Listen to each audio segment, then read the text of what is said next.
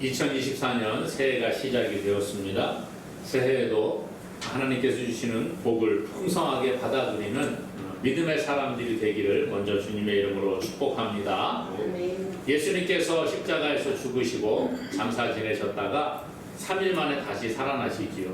그리고 세상에 40일을 계시고 이제 하늘로 올라가시게 됩니다. 그러면서 제자들에게 부탁을 하셨어요. 너희는 예루살렘을 떠나지 말고 내가 약속하신 하나님 아버지께서 약속하신 성령을 기다려라. 그렇게 말씀하시죠. 그래서 예수님이 하늘로 올라가신 후에 제자들은 함께 모여서 기도합니다. 그때의 오순절 날에 성령께서 각 사람에게 임하는 것을 경험을 하게 되지요. 성령이 임하시는 것은 큰 복이라는 거예요. 성령이 임하시기 전에 제자들은 두려움 가운데 떠는 사람들이었습니다. 그러나 성령을 받은 후에 이들의 삶은 완전히 변화되기 시작을 했다는 거예요. 베드로가 성령을 받은 후에 나아가서 복음을 전하기 시작을 합니다. 그때 베드로의 설교를 들은 사람들이 마음에 찔림이 오기 시작을 했습니다. 말을 들어보니까 자기들이 죄인이라는 것을 깨닫게 된 거예요. 그래서 베드로에게 말합니다. 우리가 어떻게 해야 됩니까? 그랬더니 베드로가 말하기를 너희가 회개하여 각각 예수 그리스도의 이름으로 세례를 받고 죄사함을 받아라. 그리하면 너희가 성령을 선물로 받게 될 것이라. 이렇게 이야기를 합니다. 그래서 많은 사람들이 나와서 세례를 받게 되지. 그리고 그들도 성령을 받게 되고 예수를 믿는 사람이 하루에 3,000명이나 변화되는 놀라운 역사가 일어나게 되었다는 거예요. 그리고 이제 초대 교회가 만들어지게 됩니다. 오늘 우리가 읽은 말씀 사도행전 2장 42절의 말씀은 초대교회의 아름다운 모습을 우리에게 소개를 해주고 있다는 것입니다. 오늘 우리가 이 초대교회의 모습을 살펴보면서 2024년도에 우리 열린비전교회가 어떤 모습으로 나아가면 좋을까 같이 은혜를 나누어 보고자 합니다. 여러분, 교회가 뭡니까? 교회라고 하면 많은 사람들이 생각을 합니다. 교회는 종탑도 이렇게 있고 십자가가 있고 그런 곳이 교회다. 안에 들어오면은 의자, 전통적인 교회는 이렇게 장의자가 있고 요즘은 개인 의자들을 놓는 교회들도 많아졌죠. 의자가 있고 앞에 강대상이 있고 거기서 목사님이 설교하는 이런 곳이 교회라 이렇게 생각을 할 수가 있습니다. 물론 맞아요. 교회의 모습이 그렇게 생각이 될 수가 있습니다. 그러나 엄격하게 따진다고 하면 이것은 교회당, 예배당 이렇게 말할 수 있다는 거예요. 하나님을 예배하는 장소, 하나님의 사람들이 모이는 그 장소라 그렇게 표현할 수 있다는 것이지요. 진정한 교회는 무엇이냐? 헬라어로 이 교회라는 말은 불려 나온 사람들 이런 뜻을 가지고 있습니다.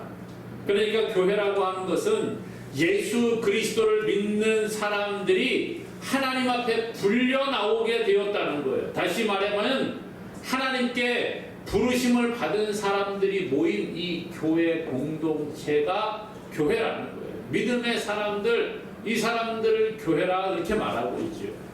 그러니까 교회라고 하는 이 말은 어떠한 건물을 이야기하는 게 아니라 예수님을 믿는 믿음의 사람들이 모여있는 그 모임을 가리켜 교회라 그렇게 말하는 거예요.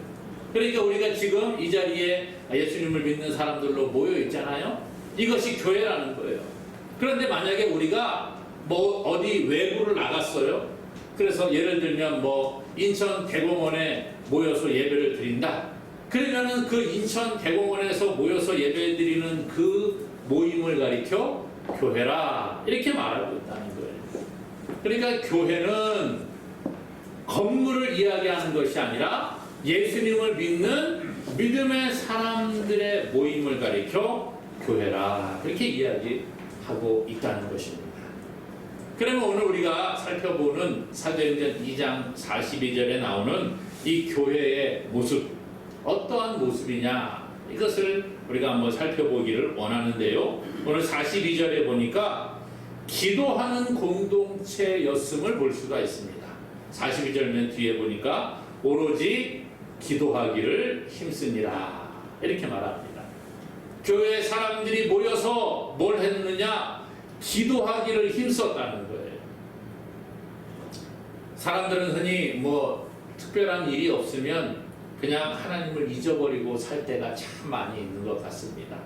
평범하게 살아가면 일상이 그렇잖아요. 아침에 눈을 뜨고 그냥 우리가 일상을 살아가다가 보면 그냥 하나님 생각을 하긴 할 때가 있습니다만은 그냥 그렇게 습관적으로 살아간다는 거예요.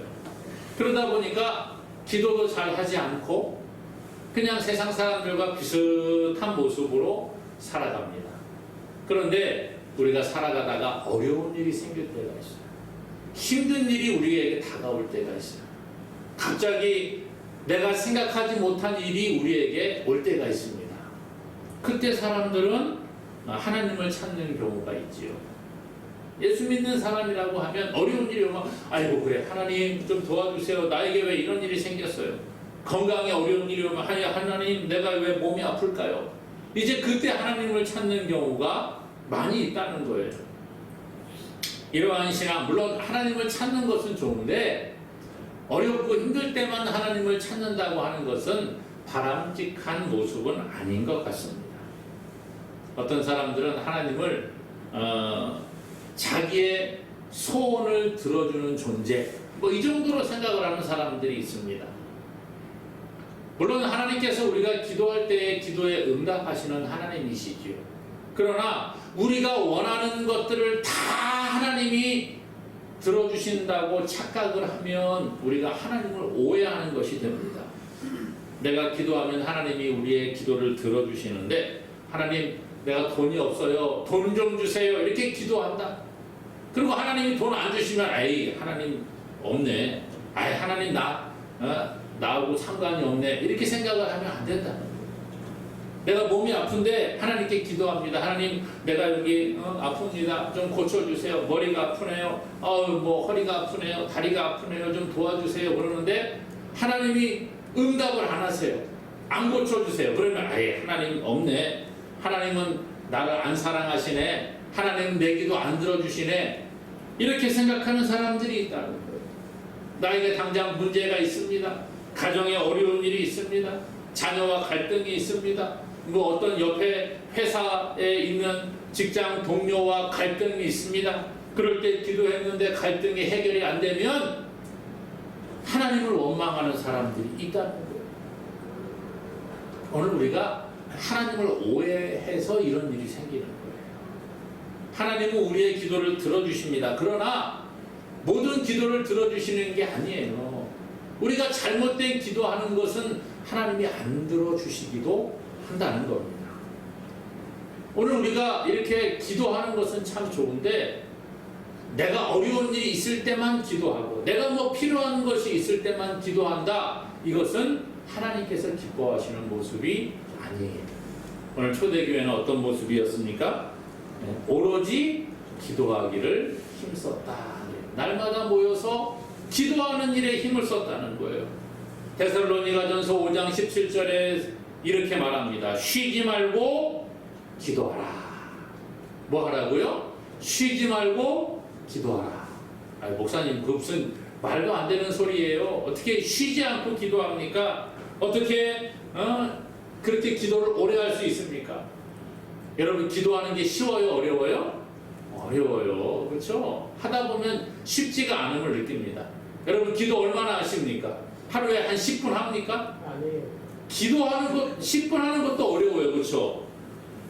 20분 하는 거 정말 어렵습니다. 앉아서 20분간 기도한다. 야 쉽지가 않아요. 30분 한다. 어렵습니다. 1시간을 한다고 어떻게 1시간을 해요? 뭐 2시간을 하라 그러면 아마 교회 아무도 안 나올지도 모르겠어요. 그런데 성경은 뭐라고 하느냐? 쉬지 말고 기도하라는 거예요. 어떻게 그렇게 될까요? 쉬지 말고 기도하는 거 내 힘으로 안 되는 겁니다. 성령이 도와주셔야 되는 거예요. 우리가 기도가 왜 어렵다고 생각을 하느냐? 기도는 꼭 교회에 나와서 의자에 앉아가지고 이렇게 눈 감고 무릎 꿇고 뭐 아니면 또 앉아서 그냥 손을 모으고 그렇게 하나님께 뭐라고 자꾸 해야지만 이게 기도라고 생각을 하니까 어려운 거예요. 성경은요 하나님과 우리가 대화하는 것을 가리켜 기도라고 말합니다. 우리의 마음을 하나님께 아뢰는 것도 기도라고 이야기합니다. 우리가 기쁠 때 정말 하나님이 도와주셔서 이렇게 됐어요. 이것도 기도의 일종이라고 말할 수 있다는 거예요. 물론 하나님을 찬양하는 것도 기도라는 거예요.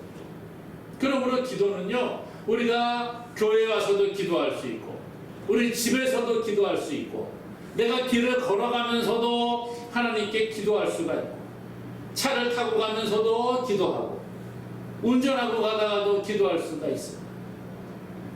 언제나 기도하는 것, 이것을 성경은 우리에게 말씀해주고 있다는 거예요. 이것은 내 힘으로 안 됩니다. 하나님이 자꾸 생각이 나야 되는데 잊어버리잖아요. 그러니까 기도를 못하지요. 우리가 옆에 누군가가 친한 사람이 같이 있으면 같이 이런저런 이야기를 하잖아요. 옆에 있는 걸 알고 얼굴을 보니까 같이 대화가 되는 거예요. 친하니까 대화가 되는 거예요. 그런데 하나님을 우리가 인식하지 못하니까 하나님께 기도하지 못하는 거예요.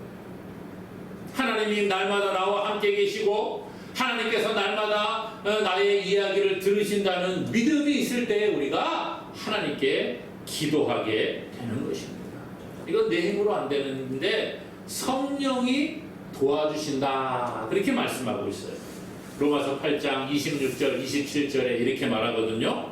이와 같이 성령도 우리의 연약함을 도우시나니 우리는 마땅히 기도할 바를 알지 못하나 오직 성령이 말할 수 없는 탄식으로 우리를 위하여 친히 간구하시느니라. 마음을 살피시는 이가 성령의 생각을 아시나니 이는 성령이 하나님의 뜻대로 성도를 위하여 간구하심이니라 그랬습니다. 성령께서 우리를 도와주시고 우리를 기도하도록 하시고 또 우리가 기도하지 못할 때에 성령이 친히 하나님께 기도하셔서 우리를 기도할 수 있도록 도우신다는 거예요. 하나님의 도움을 구하여 주신다는 거예요. 그러므로 사랑하는 여러분, 우리가 잘 기도가 안 되잖아요. 그러니까 성령님 도와주세요. 하나님 제가 기도할 수 있도록 마음을 주세요 라고 요청하는 저와 여러분 되기를 원합니다. 우리가 왜 자꾸 기도를 못하느냐? 세상 일에 바빠서 그래요. 세상에 우리의 생각을 빼앗겨서 그래요.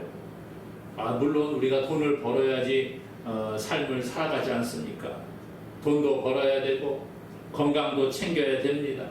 아이들도 잘 양육해서 그렇게 키워 나가야 됩니다. 가정을 돌보아야 합니다. 직장 생활하는 게 쉽지가 않습니다. 이런저런 일들의 마음을 빼앗겨요. 퇴근하고 뭐 여가 생활도 즐겨야 되고 내 취미 생활도 해야 되고 TV도 좀 봐야 되고 정신을 빼앗길 것이 너무나도 많습니다.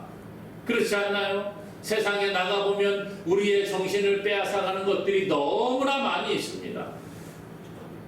제가 저녁에 부평 역 앞으로 나가보면 이 젊은이들 또 뭐 나이가 좀 있는 분들 다 그냥 그렇게 나와가지고 어디를 바쁘게 다니는지 막 음식점마다 술집마다 하여튼 뭐 사람들이 막 넘쳐나는 것을 봅니다. 거길 가보면 정말 내가 여기에서 나도 저 사람들처럼 어울려서 놀고 싶다 이런 생각이 들 때가 있어요.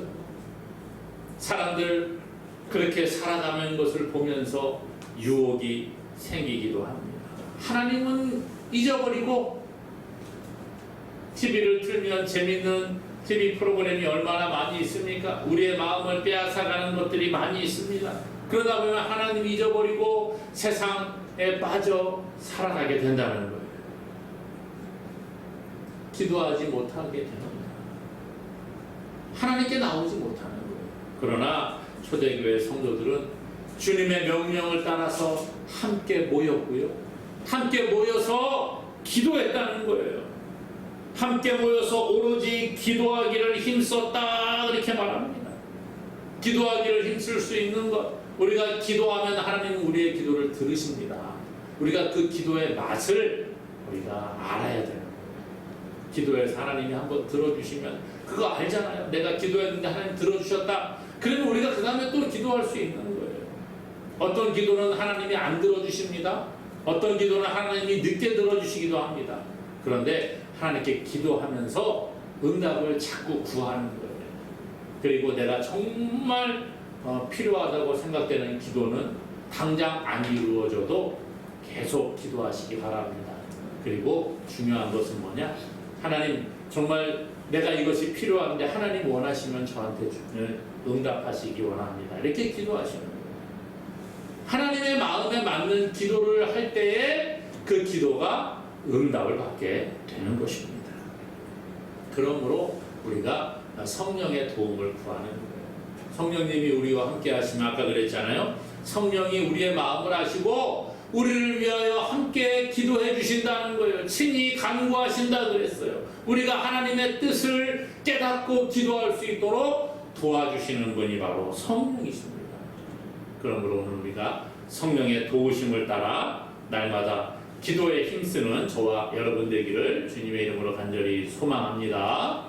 오늘 또 말씀해 보니까요, 이 초대교회 성도들은 배우는 일에 힘을 썼음을 알 수가 있습니다. 하나님의 말씀을 가까이 하는데 힘을 쏟았다는 거예요.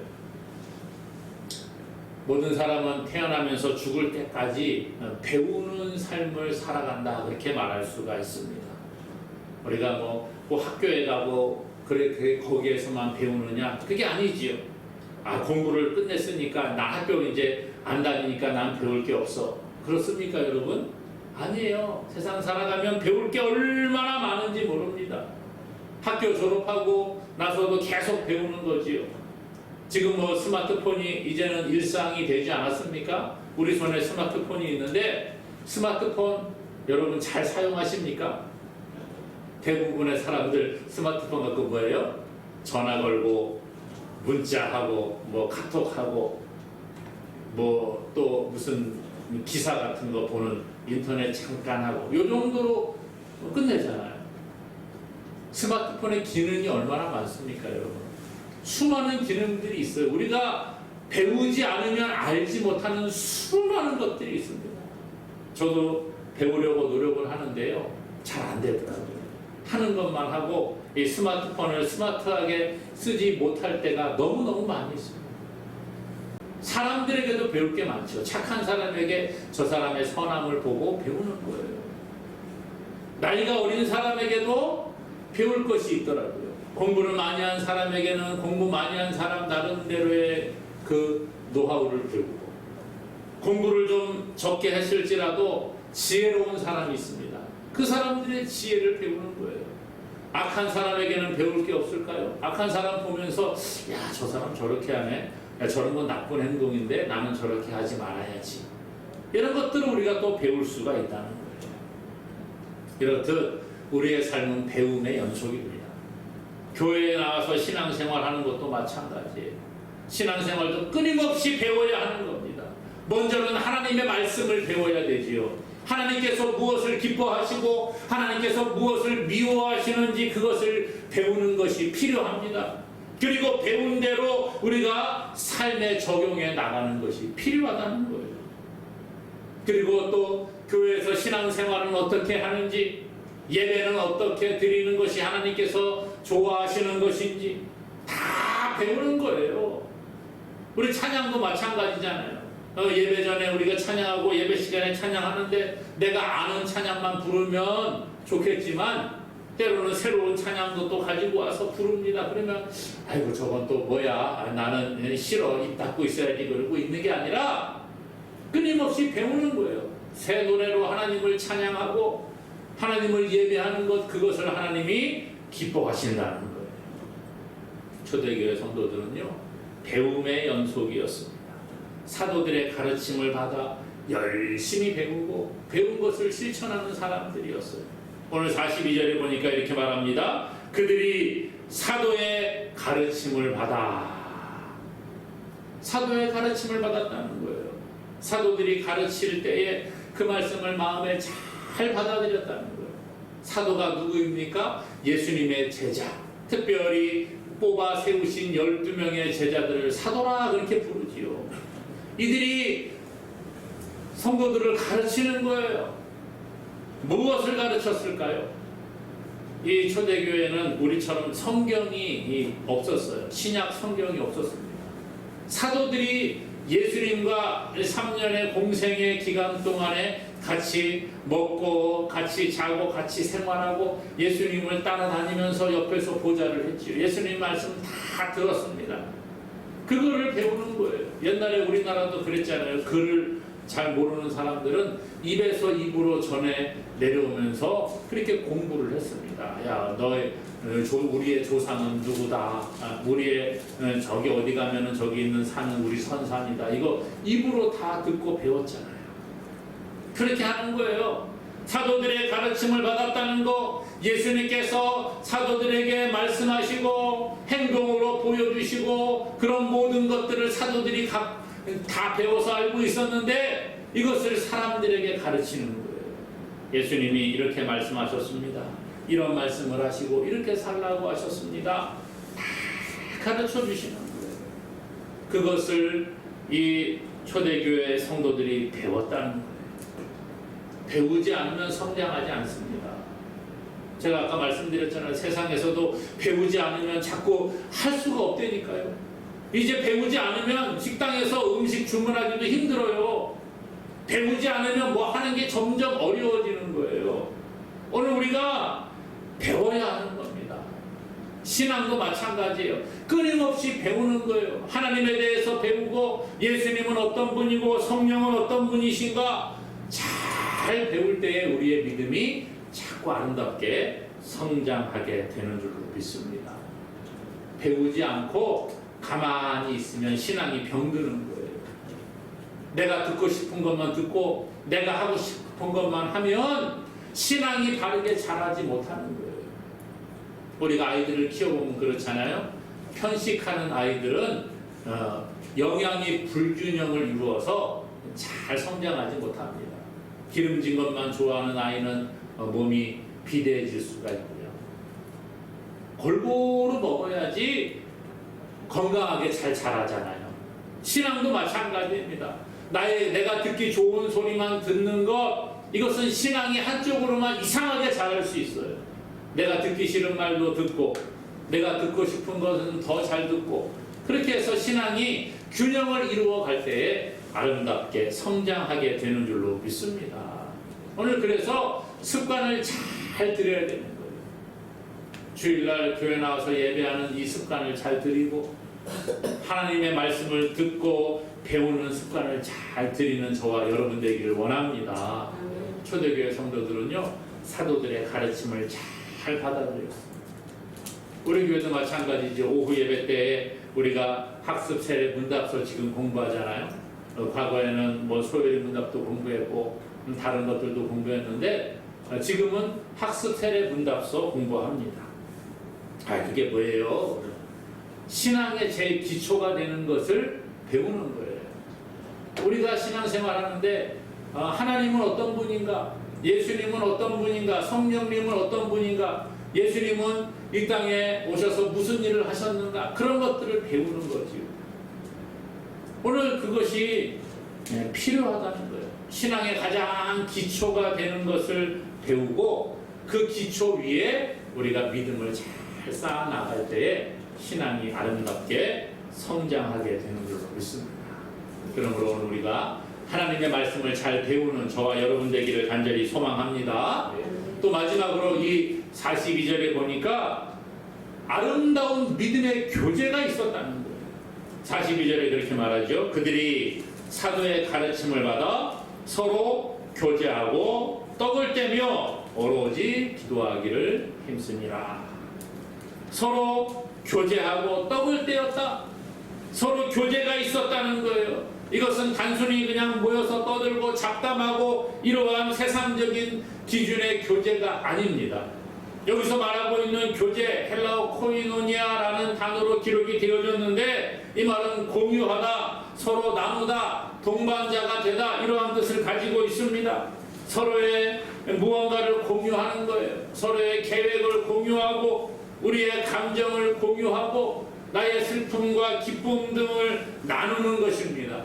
신앙의 동반자로서의 그러한 교제가 있었다는 거예요. 신앙 안에서 서로 이해하고 서로 감싸주고 서로 격려해주고 어려운 일이 있을 때 서로 기도해주고 기쁜 일이 있을 때 서로 기뻐해주는 것, 이것이 아름다운 믿음의 교제라는 것입니다. 초대교회 성도들은요, 이렇게 사도들의 가르침을 받았고 성령의 인도하심을 따라서 이 교제하는 일들이 있었습니다. 서로 떡을 떼었습니다. 음식을 나누어 먹고, 여기 떡을 떼었다 이 말은 성찬을 함께 나누었다는 의미도 있고 또 함께 음식을 나누어 먹으면서 아름다운 식탁 교제가 있었다는 거예요. 그 성경 뒤에 보면 사도행전 2장 44절 45절은 이렇게 말합니다. 믿는 사람이 다 함께 있어 모든 물건을 서로 통용하고 또 재산과 소유를 팔아 각 사람의 필요를 따라 나누어주며, 그렇게 말합니다. 서로 물건을 같이 나누어 쓰고 재산을 또 소유를 팔아서 필요를 따라 나누어 주었습니다. 물론 지금 이렇게 같이 한다는 것은 쉽지가 않지요. 그러나 우리가 이런 교제를 닮아갈 필요가 있다는 거예요. 어려운 사람을 도와주고 위해서 기도해주고 또 이해해주고 영적으로 격려해주고 또 교회가 할 수 있으면 어려운 자들을 돕는 일에도 힘을 쓰는 사랑의 실천을 해야 된다는 겁니다. 우리 교회도 비록 크지는 않지만 해마다 그런 일들을 하고 있잖아요. 추수감사 헌금을 계속 선교지로 또 다른 곳으로 이렇게 흘려 보내고 있습니다. 그것이 필요한 거예요. 갈수록 각박해져가는 이 시대에 세상이 정말 힘들어지고 있습니다. 사람을 믿지 못하는 시대가 되고 있습니다. 이러한 시대에 우리가 믿음의 공동체들이 함께 서로가 서로를 위해서 위해주고 아껴주고 교제하고 함께 믿음의 교제를 하고 나아갈 수 있기를 원합니다. 사랑이 필요한 거예요. 초대교회는 그러한 참된 교제가 있었습니다. 함께 모여 서로 교제하고 떡을 나누어 먹는 것, 이것을 통해서 아름다운 신앙을 키워 갔음을 볼 수가 있습니다. 바라기는 2024년도 우리 교회도 이런 아름다운 믿음의 교제가 있는 교회가 되기를 원합니다. 오늘 초대교회 이렇게 기도하고 또 말씀을 배우고 익히고 또 성경을 읽고 또 아름다운 교제와 식탁 교제가 있었습니다. 오늘 우리도 예수님의 제자로 주님을 믿는 믿음의 백성으로서 이런 모습이 우리 교회 가운데 나타나기를 원합니다. 그럴 때 이 초대교회가 날마다 구원받는 주의 백성들이 더하여진 것처럼 우리 교회도 구원받는 주의 백성들이 더하게 될 줄로 믿습니다. 그러므로 기도하고 또 말씀을 배우고 서로 교제하고 찬양하고 하나님을 예배하는 믿음의 사람들이 되어서 우리가 하나님 앞에 아름답게 세워지는 역사가 있기를 주님의 이름으로 간절히 축원합니다.